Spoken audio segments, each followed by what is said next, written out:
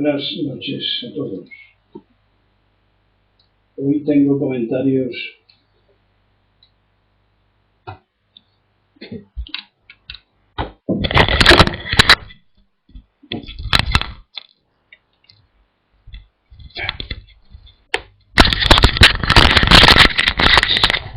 muy divertidos, entre otros que me falta de tener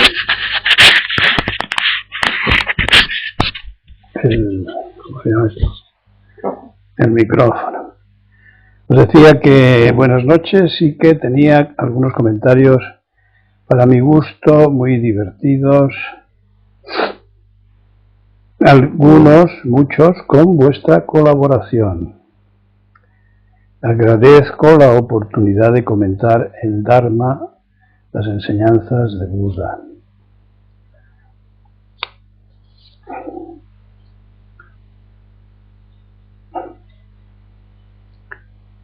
¿Tenéis alguna cosa para proponer?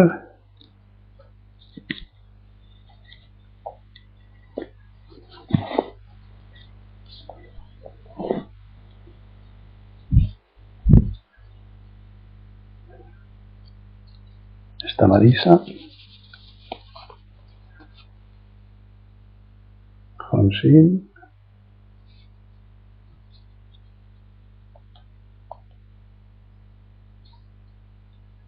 No. Vaya, bueno. Pues algunos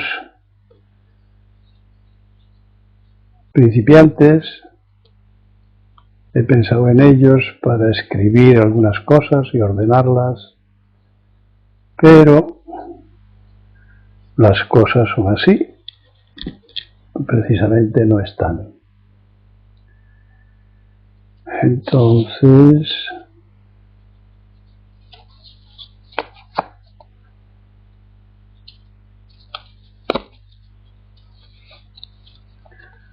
os contaré un cuento de cocodrilos.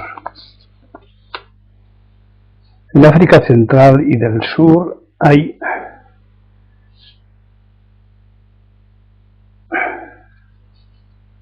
un fenómeno curioso sobre los cocodrilos, donde se mezcla el mundo vegetal, el animal y el humano. Una ramita de simple, cuyo nombre no recuerdo, mezclada con la maldad humana y echada al río, se convertirá en un cocodrilo que te comerá. Esta es la tradición supersticiosa. Los brujos disponen de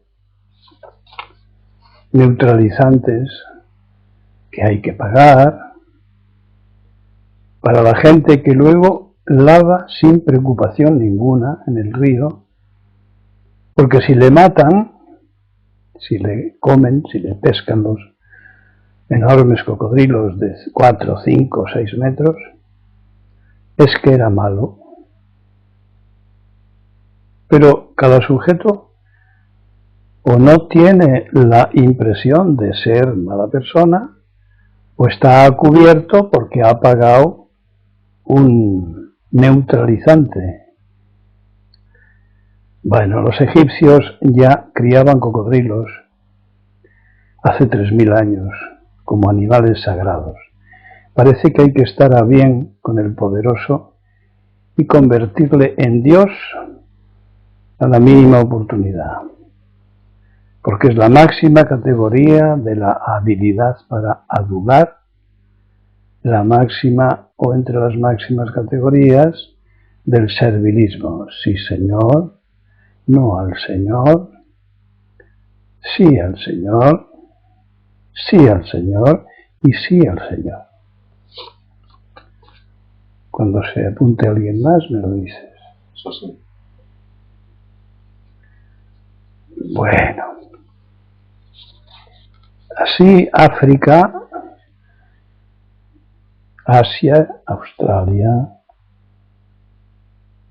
Europa, América, España, está plagada de prejuicios y supersticiones, en cuyo tema nos detendremos enseguida un momento.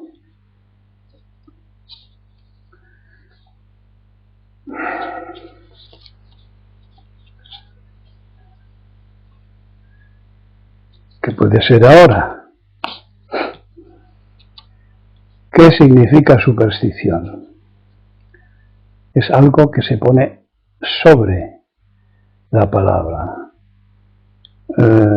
Una palabra que se convierte, que llega a ser concepto, porque encima se le añade significados contrarios a la razón, por supuesto, que proceden de tradiciones populares antiguas y de pseudociencias, que son las que han estado orientando a los seres humanos desde hace siglos y siglos, como por ejemplo las profecías, astrologías, espiritismo, religiones, mancias, las cartas, los números, los pozos de café, la lectura de los huesos, huesos que se tiran al suelo.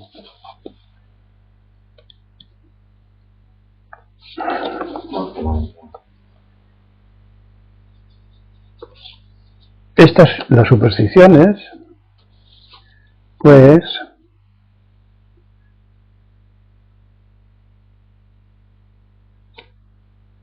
son sobreposiciones, como acabo de deciros, contrarias a la razón.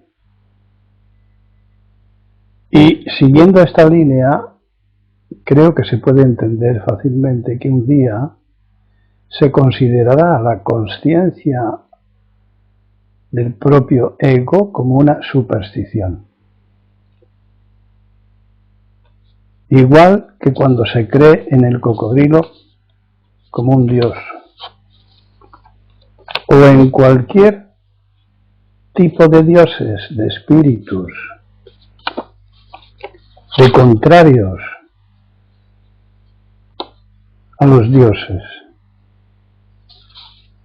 porque hemos aprendido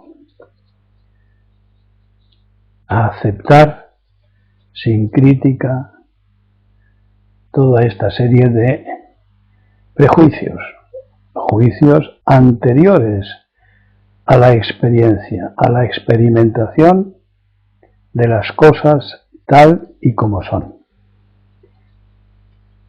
Por lo tanto, el ego no nos permite ver las cosas tal y como son, sino tal y como creemos que son.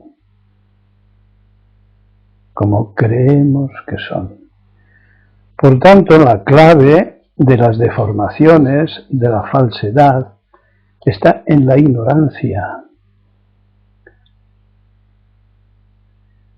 en no saber razonar, en no saber desmontar los falsos razonamientos, en no saber desmontar al personaje que creemos ser, el personaje que creemos ser.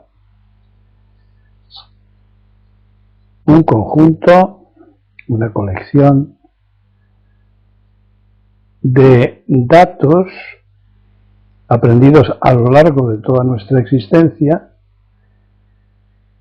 según el significado de las cosas que le dieron nuestros padres, nuestros vecinos, nuestros profesores, la calle, etcétera, etcétera.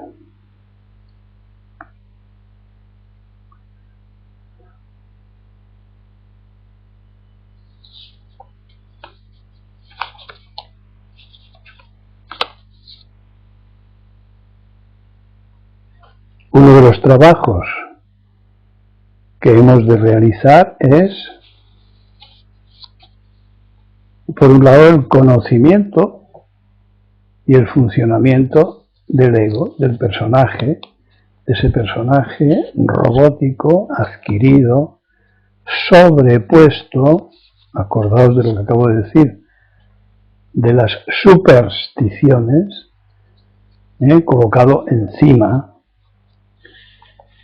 como un rebozado, como un artificio.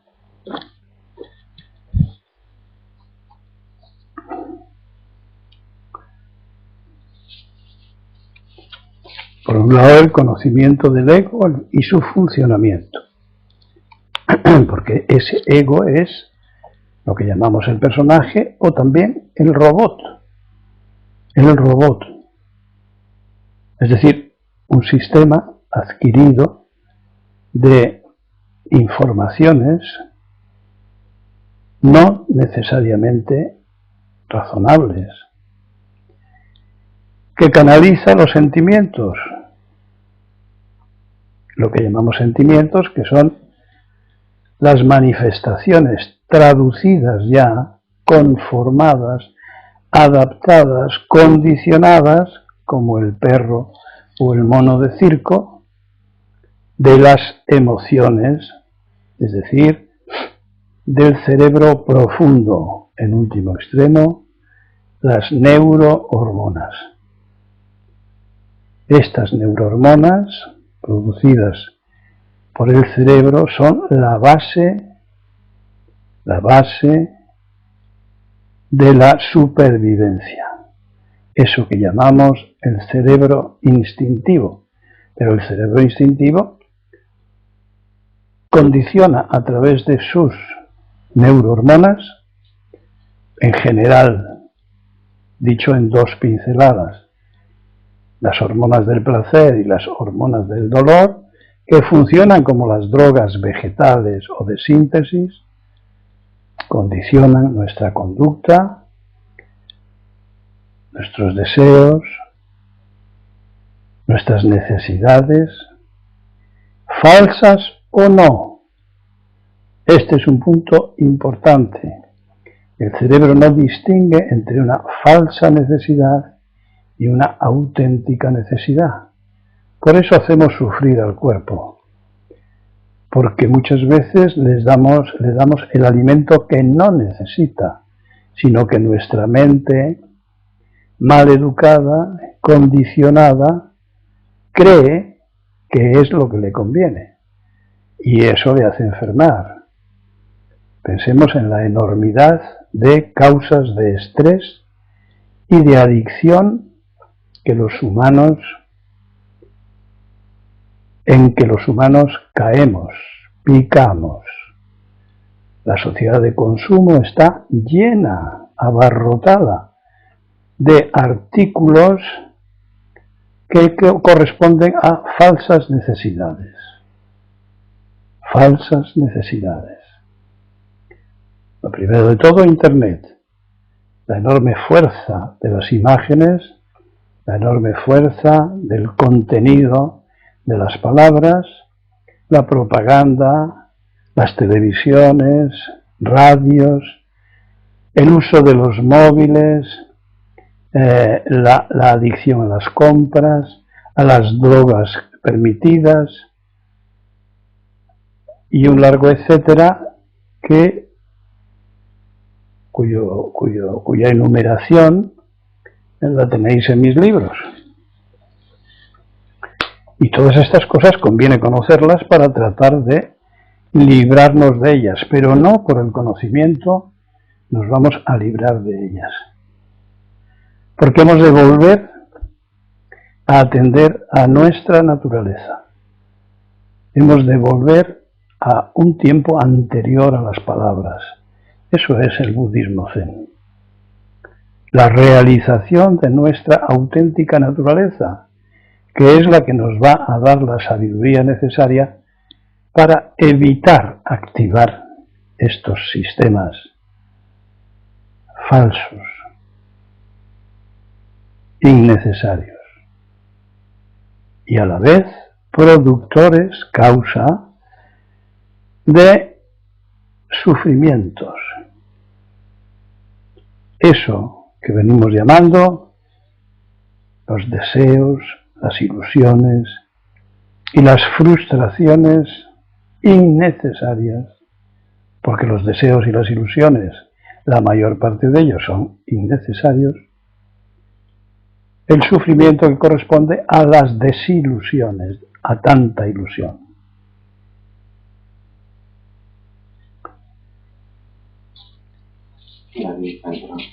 ¿Algún comentario? Pregunta, añadido.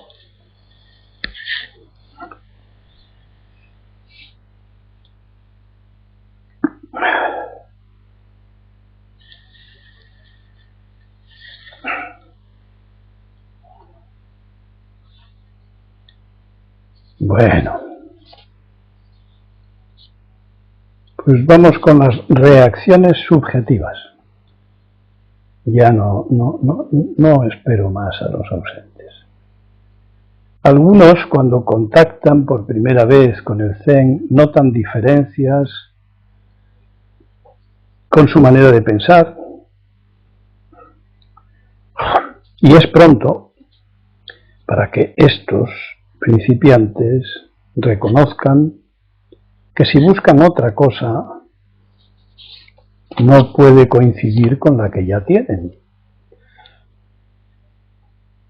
Entonces, estos dubitativos dicen, no estoy de acuerdo con lo que este señor dice. ¿Y por qué has de estarlo? Es muy lógico que estés en desacuerdo con muchas cosas, porque es tu ego el que establece la diferencia. Pero si buscas una cosa que no sea tu ego, espérate, no tengas prisa en desecharla. Practica la paciencia. Sin embargo, el miedo a lo desconocido, a lo diferente, les lleva a retirarse sin darse tiempo a familiarizarse con el tema. No piensan, temen. Y una persona que no piensa y teme está dirigida por falsas emociones, por esos sentimientos de los que hablaba antes, los sentimientos de rechazo. Esta reacción funciona también selectivamente, descartándose los que no tienen el coraje o la necesidad suficiente ni la intuición suficientes para seguir un camino de descondicionamiento, para dejar de ser los monos de circo, los perros de circo, que han aprendido cosas absolutamente innecesarias, pero en las cuales creen. ¿Qué recomendación podríamos hacerles? Pues Mu-I, que según los monjes japoneses significa no miedo. Toda nuestra naturaleza está a nuestro favor, no en contra. No nos va a producir ningún mal, sino al contrario. Nos va a ayudar a despertar una sabiduría que ya tenemos por el hecho de estar vivos. Pero solamente ella nos puede ayudar. No son los estupendos pensamientos, las filosofías rimbombantes, las religiones antiguas o modernas, dogmáticas, cerradas, impermeables, etc. Pero todo eso tiene que írselo demostrando uno a sí mismo a través de la práctica. Es mi teoría del huevo frito. Puedes estar hablando de cómo se fríe un huevo 100 años, pero no saber freírle porque nunca le has frito. Fríe un huevo, 2, 3, 4, y sabrás lo que es freír un huevo, e incluso mejorarás. Cada vez freirás los huevos mejor.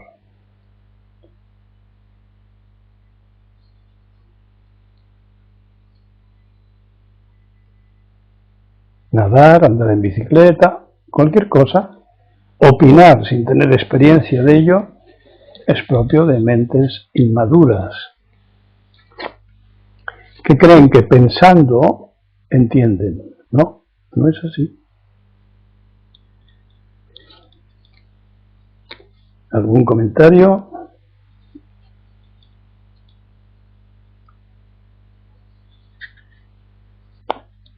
Voy a acabar deprisa con las chuletas así.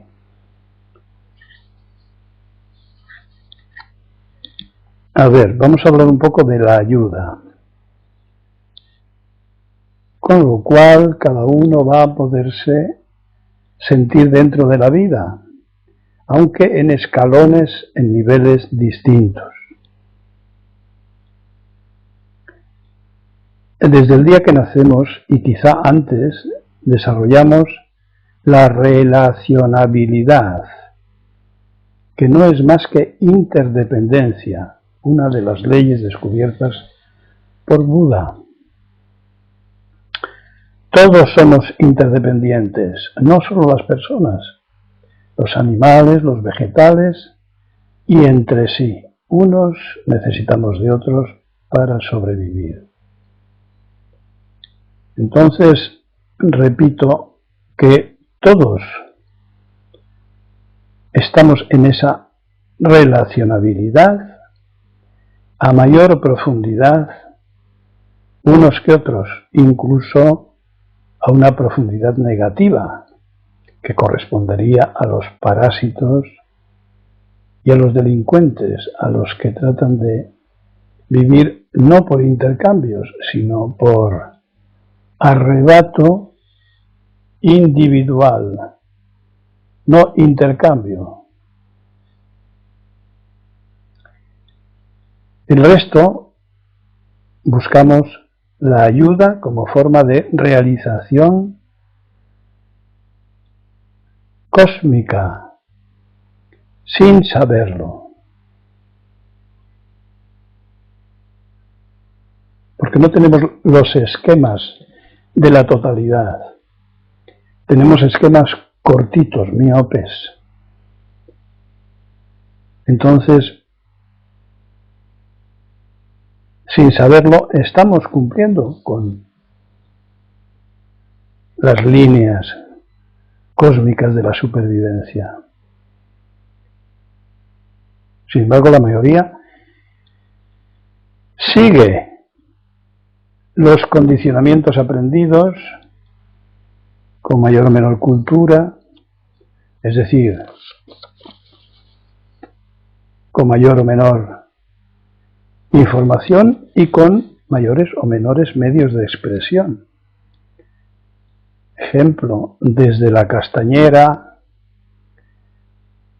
al jefe del Estado, desde el bombero o el policía hasta el médico o el abogado, las ONG, las asociaciones voluntarias contra el hambre, la ecología, el medio ambiente. Todos estamos, sabiéndolo o no, en ello, en la vida. Y en cada nivel, algunos se sienten limitados por lo que intuyen y buscan, puesto que son sensibles al siguiente nivel que les espera, están incómodos, no tan insuficiente el nivel en que se encuentran. Llámalo, pretenden mejorar o evolucionar. Las palabras aquí podrían ser muchas. Entonces son sensibles al siguiente nivel, le huelen. Y en nuestro caso es el nivel cósmico, que muchas veces he explicado que tiene que ver con los hallazgos de Buda. La totalidad, todo es uno, todo es interdependiente, todo pasa y por tanto hay cambios. Ahí empieza la inteligencia. Hay gente lista, pero muy poca gente inteligente, porque pocos tienen la experiencia de totalidad, de unidad y variedad de todas las cosas. Así es que todos estamos en el camino, con más o menos conciencia, siendo más o menos conscientes de él. En consecuencia, cada uno puede progresar un paso, o 2 pasos, o más pasos.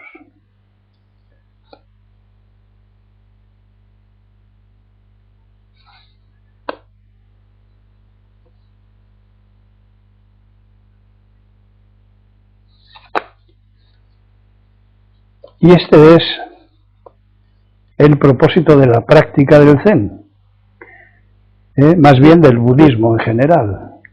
Pero aquí hay también desviaciones.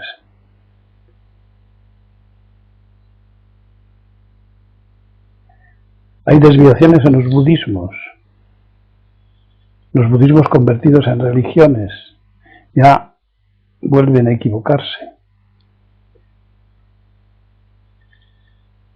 Y desviaciones en la dirección, permitidme hablar así para hacerme entender, porque hay practicantes de 4 días suficientes para hacer progresar a su ego.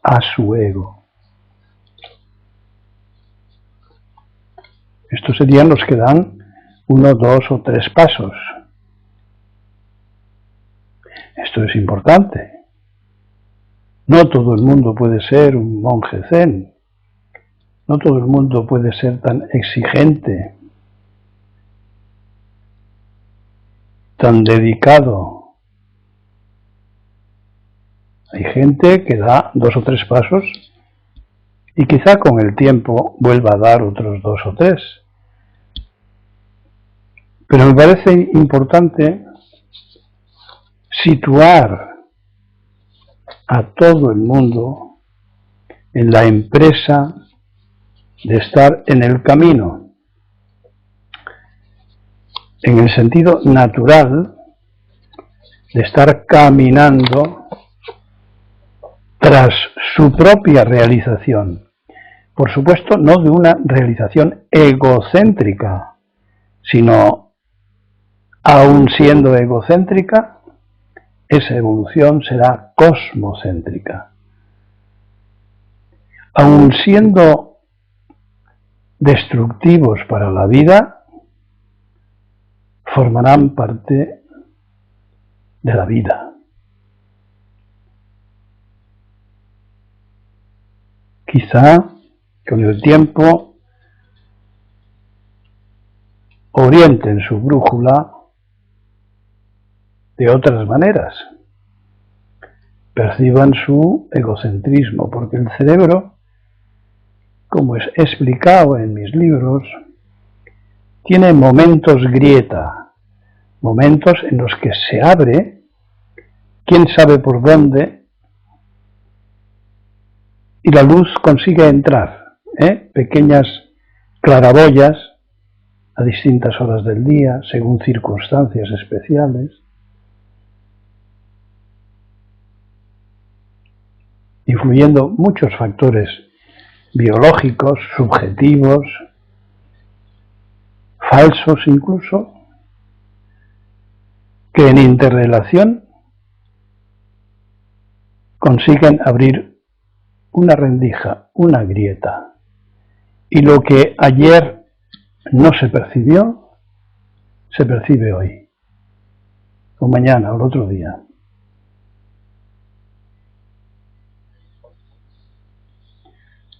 Reflexionar sobre esto,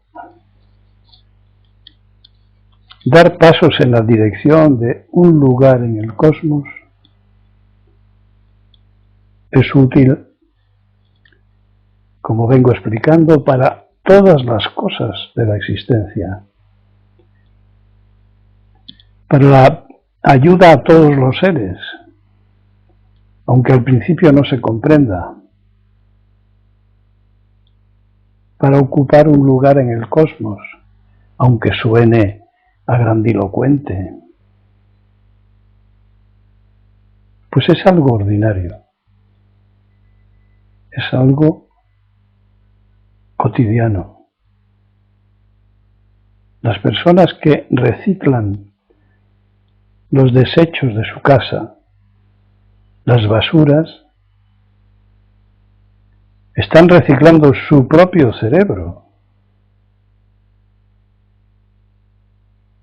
Están haciendo el muro de contención de la destrucción.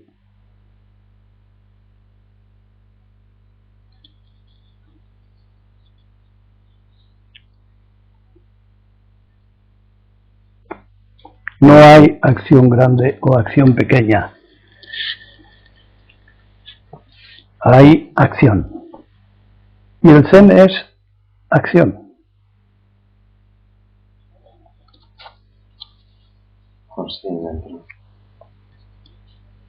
¿Algún comentario? ¿A qué os ha gustado esto? A Sokensi. Da cabezazos.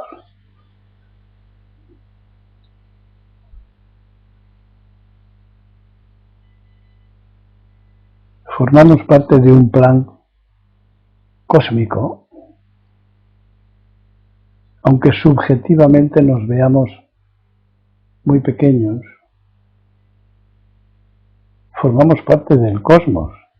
Es increíble, pero mientras estemos vivos, formamos parte del cosmos, de la unidad, de la interdependencia de todos los seres. Por eso participar del cosmos con estas distintas formas de ayuda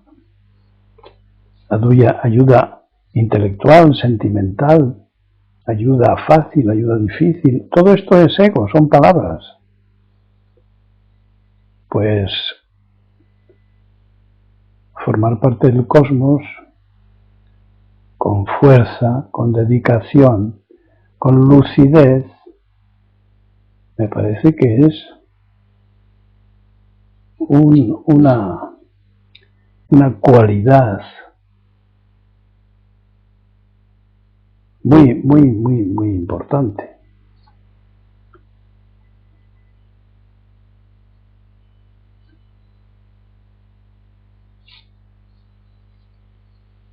¿Algún comentario?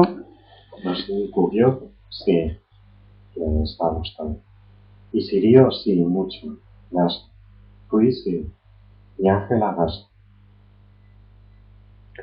Ángela, ¿estás acompañada? ¿Has tenido buen viaje?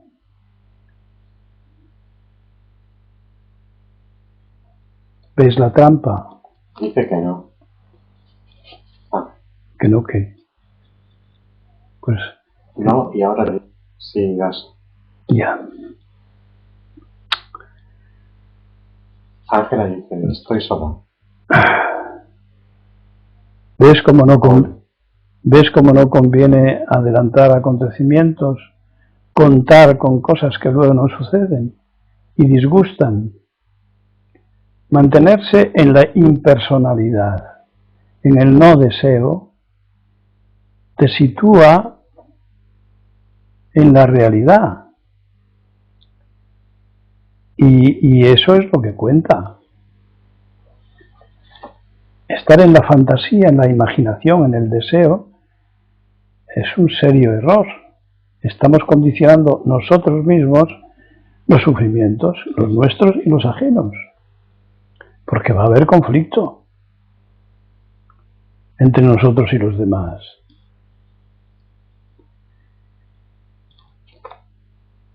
¿Flor ha entrado?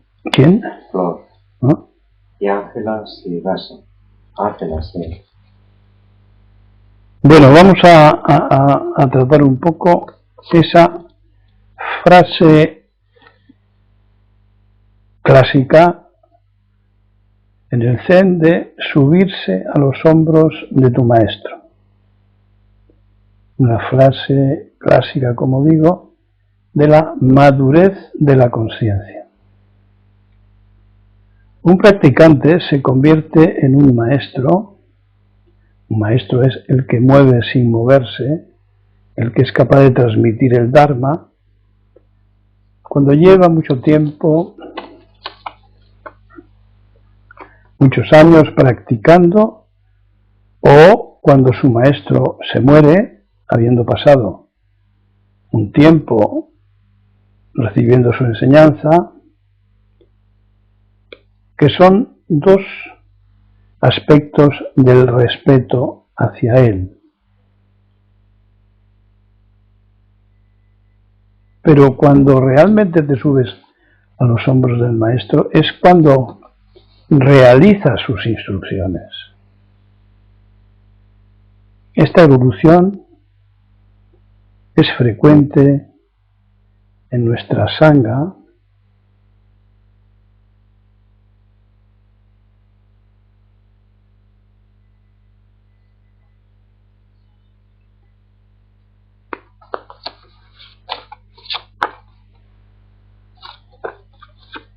en lo que se refiere a lo que traté antes respecto de la evolución de nuestro ego.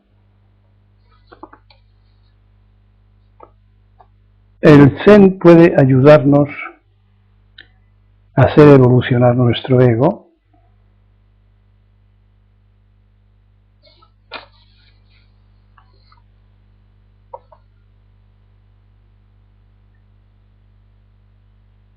cuando el practicante teme perderse algo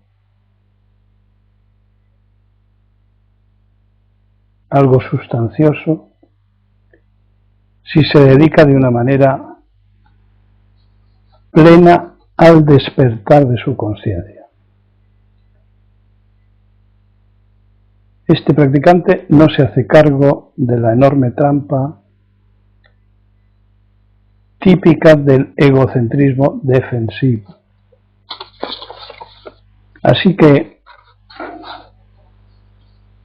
subirse a los hombros de un maestro, de tu maestro, es despertar.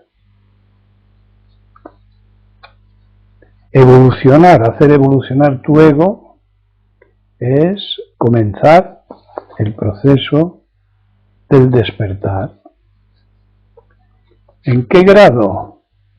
Pues él te lo dirá. Y tú te lo irás diciendo en la medida en que esa conciencia se desarrolle, emerja, y tú la atiendas. Como dice la frase del patio, en la medida en que las cosas avancen y tu ego retroceda. Porque si es tu ego el que avanza y las cosas retroceden, eso es egocentrismo, eso es falsedad.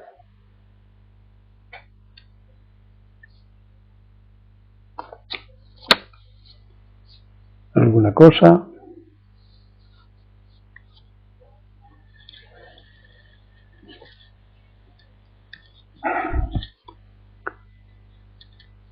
Un poco más sobre condicionamiento, insistiendo sobre este tema. Hay unos collares para perros que les dan una descarga eléctrica dolorosa, un pinchazo, cada vez que ladran. El perro aprende pronto a asociarlo y deja de ladrar. Igualmente se puede trazar un perímetro del cual no pueda salirse el perro, porque en el momento en que se sale recibe una descarga programada. Esto es condicionar la conducta. No hace mucho se intentaba curar a los homosexuales por parte de los que creían que se trataba de una enfermedad o de un delito.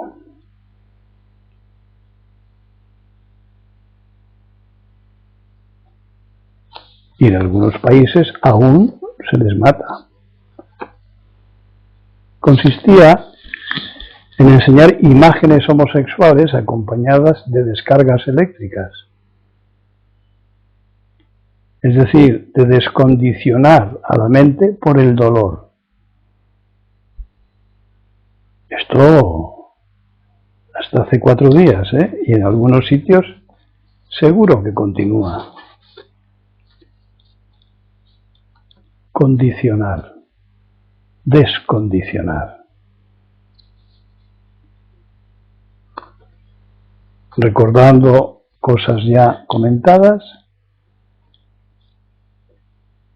el pan y el palo, el placer y el dolor son los grandes condicionamientos y descondicionamientos del karma, es decir, de lo condicionado, en positivo o negativo, del bien y del mal. El Zen no se ocupa de esto, no tiene dogmas que explicar, no hay cánones.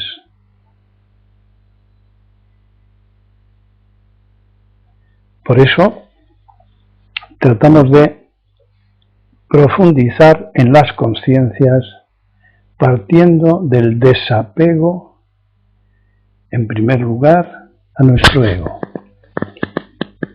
A eso lo llamamos impersonalizar, ser imparciales.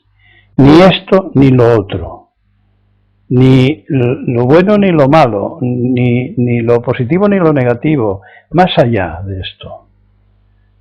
Hay un campo de la conciencia que no tiene por qué estar en lucha con un contrario que resulta ser conceptual y condicionado. Hay un camino de la experiencia de las cosas tal y como son, sin intermediarios egóticos, sin egoísmo, que es mucho más satisfactorio, infinitamente más satisfactorio. Es el campo de lo real, lo que realiza. Por eso llamamos a la práctica realización. No es distinta la práctica de la realización. Son la misma cosa.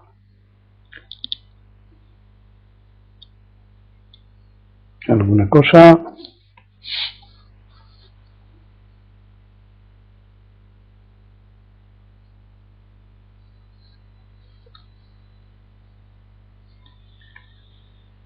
Vamos con la clave mágica. Algo muy diferente es la propuesta continua que se nos hace. Consueña, consigue tus sueños para seguir soñando. Las teles, los famosos, el fútbol, las loterías, los concursos estimulan la imaginación,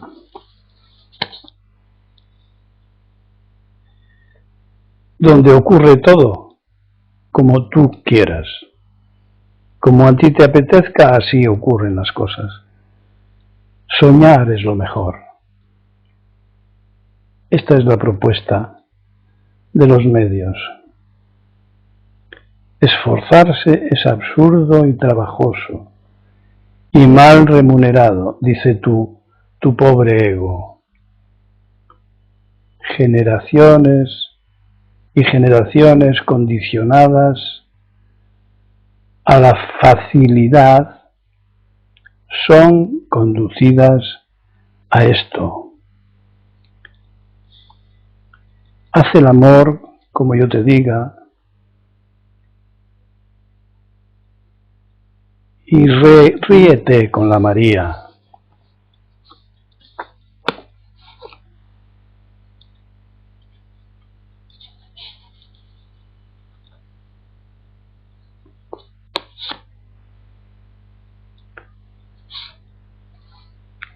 En la misma dirección, yo el rey.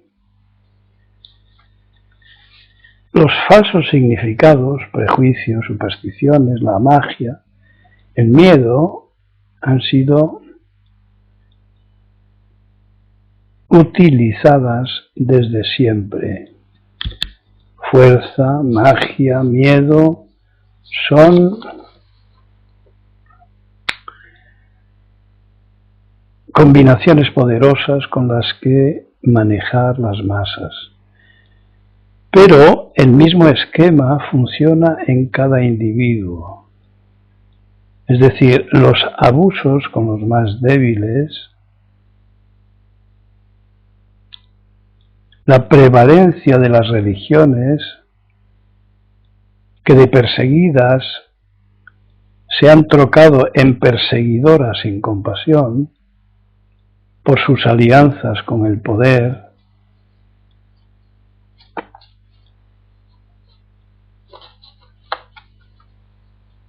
explican que el misterio y la magia se apliquen a los deseos inverosímiles de los humanos, quienes parecemos creernos dioses, que se ilusionan con ideas de dominación, de manipulación de las plantas. Pensemos en las fiestas tradicionales de las cosechas, de manipulación de los animales, los sacrificios y las peticiones a unos dioses construidos a la propia imagen, unos dioses con sentimientos, dispensadores de beneficios y peticiones sobre el dinero, la salud, el amor, la buena suerte, con las que cambiar el orden de las cosas. Esto es humanidad. Una humanidad desilusionante. Una humanidad que cree en sus propios pensamientos, por irracionales que sean, prejuiciados o ignorantes. Así se comprenderá mejor lo necesario de salir de todo esto íntimamente, individualmente,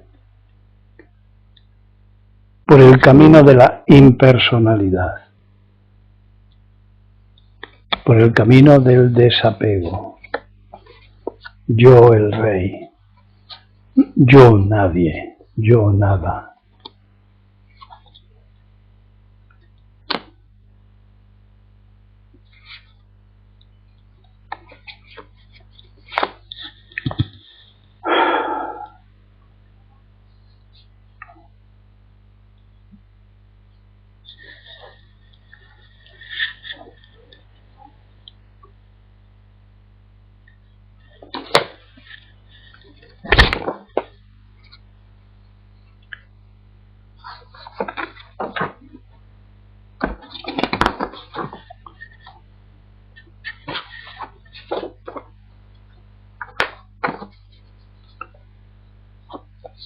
Uno de vosotros dice: mi duda es si mi práctica es poca o deficiente, porque hay momentos en el día en los que no puedo decir si he estado practicando o no, porque han pasado sin dejar rastro, como si no hubiera habido conciencia del cuerpo ni de la mente. Y después de pensar sobre ello, uno no sabe distinguir si habrá sido una acción automática o qué. Esta es una comparación que me hago con las situaciones en que sí se ve claro que es el ego el que está presente en la acción, y esas otras situaciones en las que no hay ego y se practica con el cuerpo y las instrucciones. Entiendo que la duda está en la mente que piensa, discrimina, compara, y también que las dudas se resuelven en la práctica. Gaso.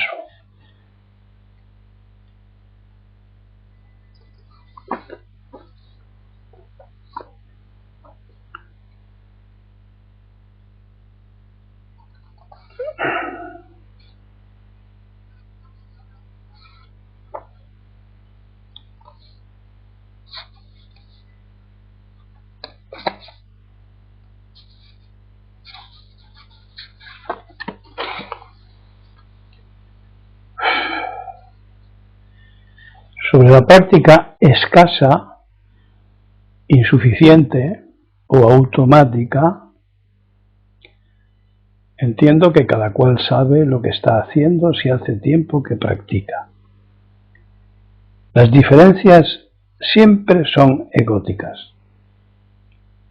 Practicar con el cuerpo sin conciencia de ello no es automatismo.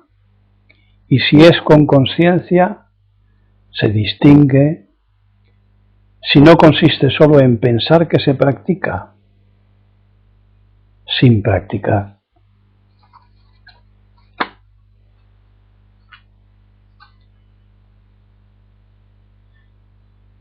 Es decir, a veces se practica con conciencia y a veces se practica sin conciencia. Hay una gama de niveles de la conciencia cuerpo, de la conciencia pensamiento, que llamamos Ishiryo. En cualquier cosa hay un momento en el que debemos dejar de preocuparnos de si es con ego o si es sin ego. Trascender los opuestos es el propósito del Zen, porque si no, nos vamos a encenagar.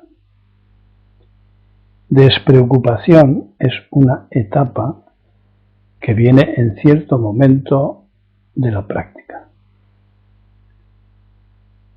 Toda comparación es imposible.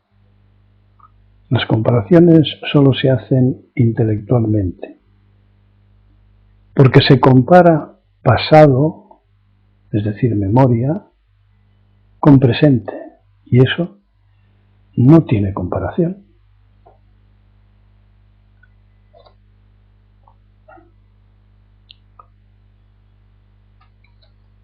Porque es construir dualismos. Una trampa del ego para obligar a escoger. Esto es simplismo, reduccionismo.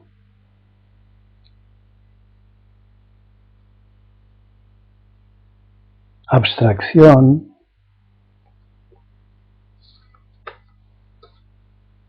Porque entonces, ¿de qué sirve la experiencia?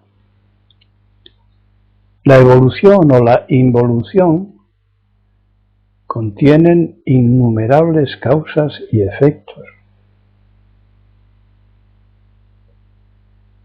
La comparación, las comparaciones se orientan precisamente utilizando valores propios del ego. Y no es ese el campo del Zen. El campo del Zen es la experimentación de ti mismo como tú mismo, es decir, como naturaleza.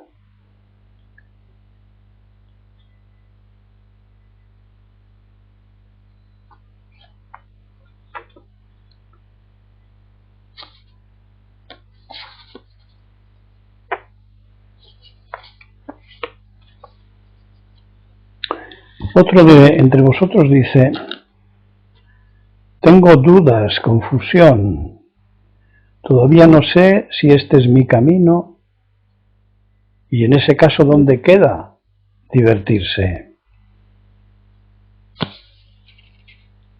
Si las lecturas, las charlas, las conversaciones con tu maestro, las prácticas no te lo van aclarando, parece que estás anclado en la indeterminación por miedos, prejuicios, apegos, dualismos, asociaciones de lo espiritual con lo aburrido,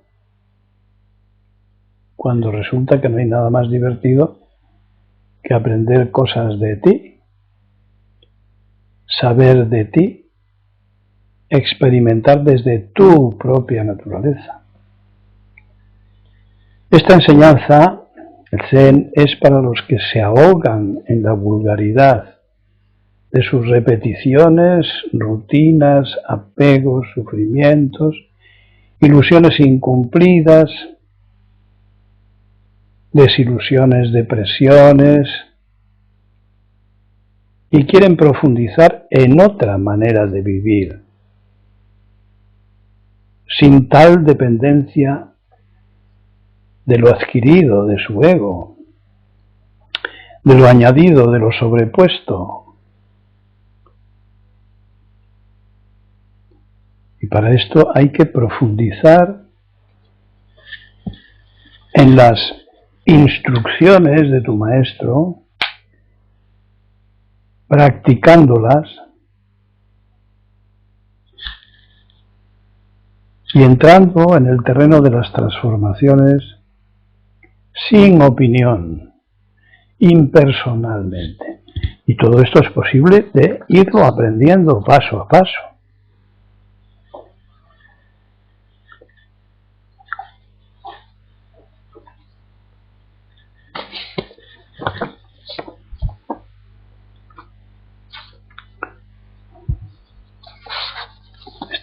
Los comentarios de hoy me parecen muy divertidos. Vamos a ver algo sobre controlar el pensamiento, algo que le inquieta a algunos. Consiste en no activar la mente superficial, egótica, por lo tanto. No seguirla, cortar con ella, dejarla caer. Practicar la impersonalidad y la acción, las instrucciones de cada momento presente, haciendo lo que hay que hacer. No es difícil, lo cotidiano, concentradamente,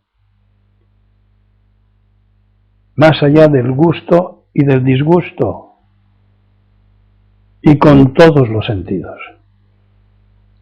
El pensamiento Ishirio llegará espontáneamente, que quiere decir sin buscarlo, pensando sin pensar. Experimentemos eso.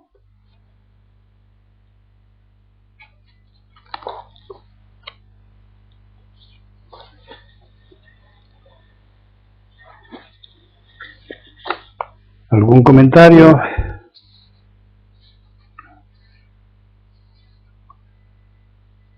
Vamos ahora a ver algo sobre niveles de conciencia, que parece que es un concepto, y lo es en quien no ha practicado, pero veréis qué fácil resulta.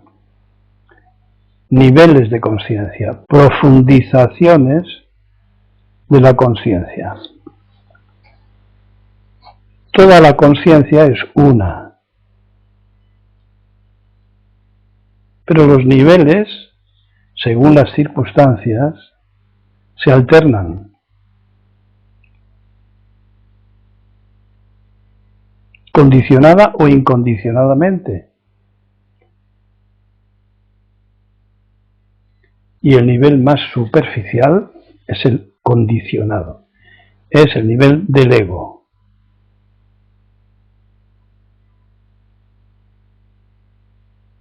Es decir, del pensamiento condicionado, sobrepuesto, adquirido. Más profundamente, el pensamiento Ishirio que acabo de nombrar, sin ego, es comprensivo y no buscado. Siempre le podemos identificar porque nos da luz, nos aporta lucidez.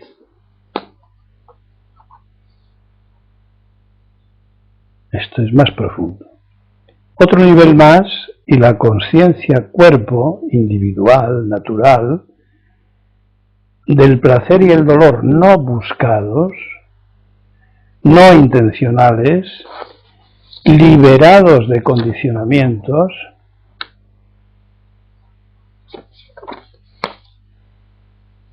nivel del cuerpo, Tai, es presente, siempre es presente, y tiene liberados los sentidos, no condicionados, quiere decir. Otro nivel más, el cósmico, sin límites, difuminado,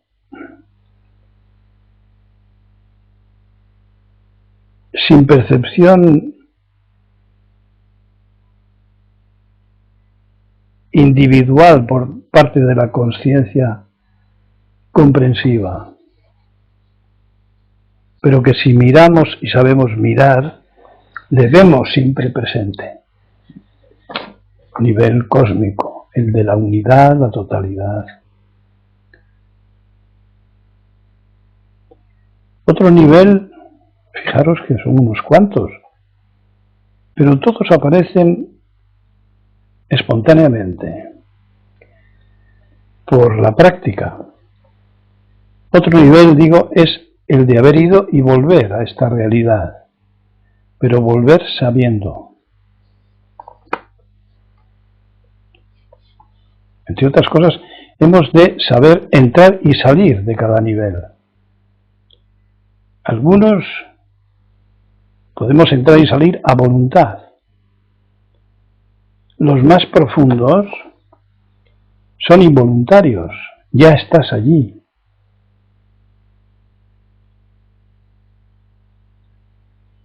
Son los niveles de la conciencia, de la práctica sin tiempo personal.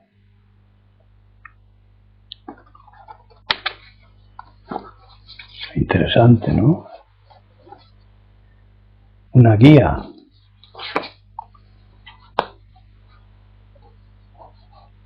Insisto en que los niveles de conciencia, en función del principio de causalidad, ego, de no causalidad, es decir, de no condicionamiento, se sustituyen unos a otros. Es decir, la conciencia es como el cuerpo es cósmico. Entonces, hay una cosa que se llama homeostasis, y es que los órganos y las funciones se mueven compensándose, son flexibles cuando se atiende a este, al otro, a tres a la vez, etc. Es decir, hay reguladores, sistemas nerviosos, varios sistemas nerviosos. De manera que el cuerpo se mantiene nunca igual y siempre en unos equilibrios estables. Han de ocurrir fuertes estímulos para que se inestabilice. Y nuestro alrededor está lleno de esos estímulos, de esas desestabilizadores. De ahí que el Zen sea tan importante para vivir equilibradamente, sin diferencias entre lo mental, lo físico, lo psíquico, lo ambiental.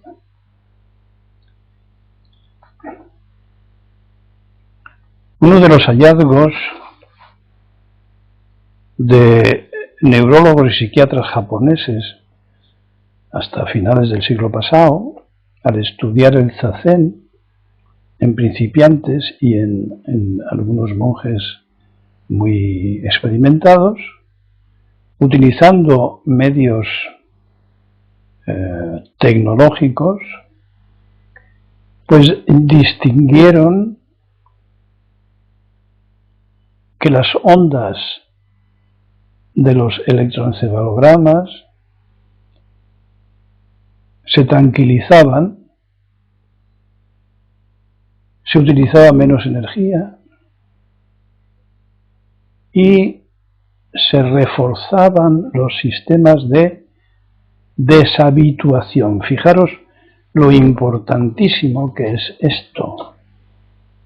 El buen funcionamiento del cuerpo, la mente y neutralizar la deshabituación. deshabituación, inmediatamente pensamos en drogas, en adicciones, en depresiones, en repeticiones. Bueno, pues el buen funcionamiento nos capacita para este estado de salud y lucidez, deshabituación. Qué importante es esto.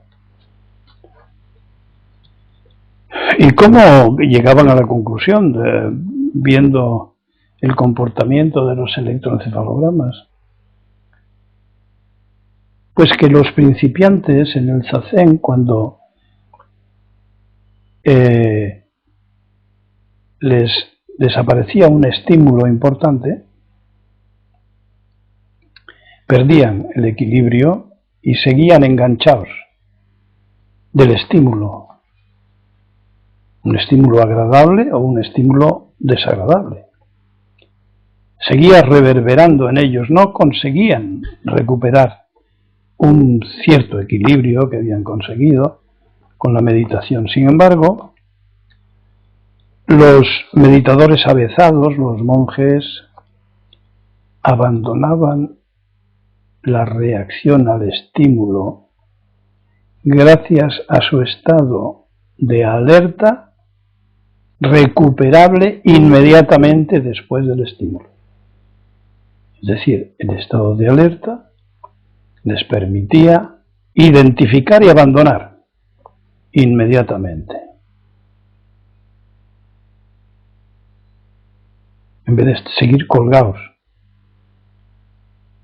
como los principiantes. ¿Alguna cosa? Marisa entra. ¿Entra ahora, Marisa? Creí que ya había entrado. Bueno, pues mi última chuleta es de uno de vosotros con respecto a tocar el espíritu, dice. Empiezo diciendo que cada enseñanza señala el espíritu según las concepciones de cada enseñanza. En el Zen, no habiendo más que práctica, su sentido es el de tener experiencia de la práctica. Ordinariamente, a más práctica, más sabiduría espiritual, entre comillas, mayor espíritu, Shin, mayor espíritu. Tanto es así que el joven practicante puede ser tratado como un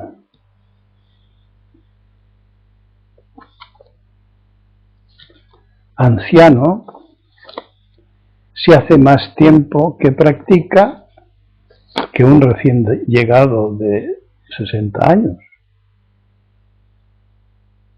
Esa es la manera de ordenar muchas cosas en los monasterios o en los templos o en las escuelas, como los queréis llamar.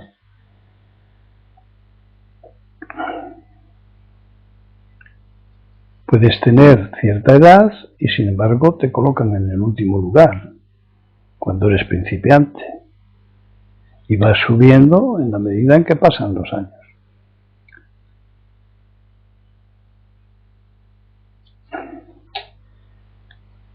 Pues tocar el espíritu para uno de nosotros que colabora, dice, situación a la que se llega, a la que no se llega por voluntad, por quererla. No está en el camino de los objetivos, porque en los objetivos hay ansiedad de logro. Tampoco está en la depresión, donde la conciencia se concentra en la queja, en el sufrimiento, con motivo o sin él.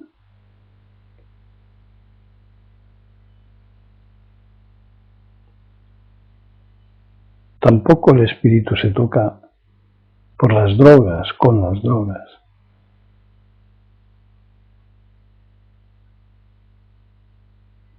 Hay veces que uno sí puede tocar el espíritu, lo comentaba un día de estos pasados,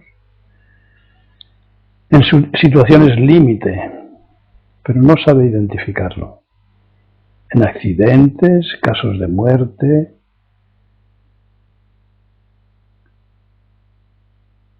estados de guerra, torturas, pero es muy fácil de confundir con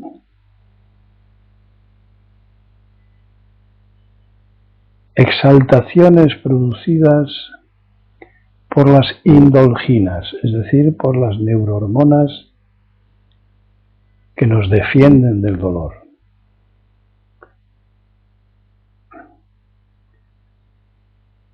Pero como digo, es muy difícil que sin haber practicado se reconozca cómo tocar el espíritu.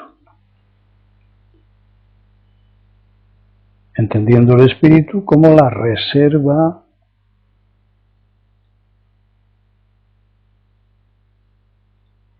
alaya, lo llaman, la reserva de la conciencia, la reserva natural de la conciencia, de la propia naturaleza.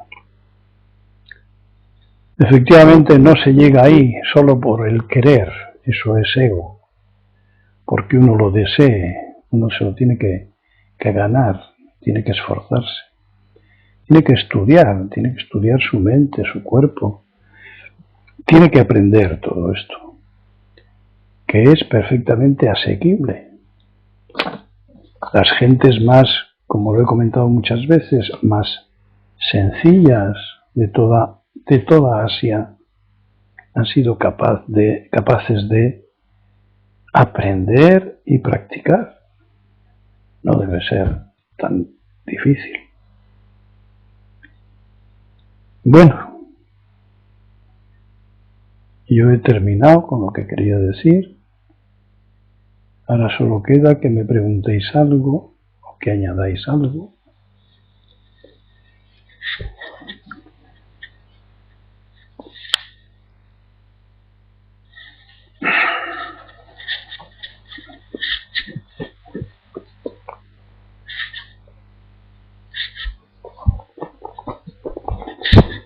Y a los que habéis llegado tarde, os recomiendo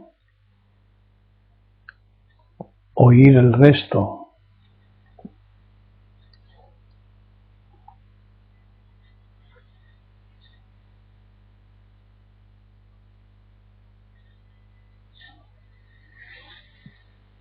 ¿Queréis decirme algo? Sinkai está. Sí.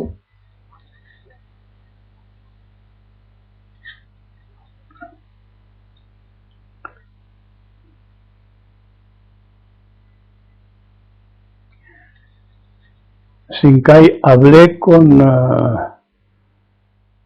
un señor que habló contigo, le recomendé que se conectase, pero no lo hizo.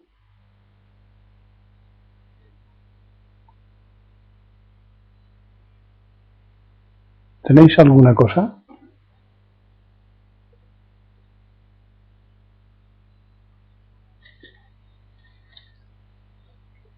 Doshin. Sampai por permitirme escuchar la prédica del Dharma.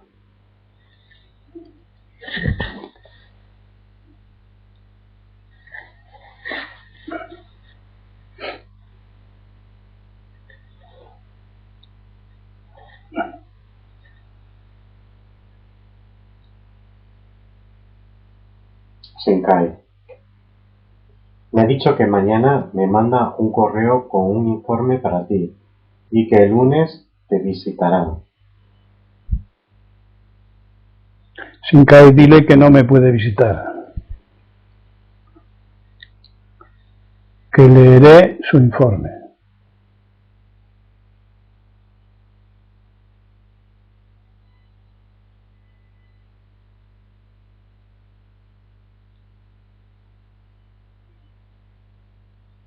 Bueno, si no tenéis más cosas... Shinkai Gaso y Shiryu. Solo puedo decir Senpai y que tu charla da energía a esta consciencia presente.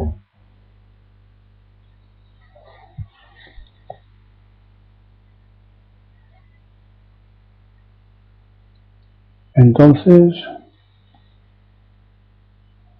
hoy es viernes, ¿verdad? Entonces nos veremos el lunes próximo.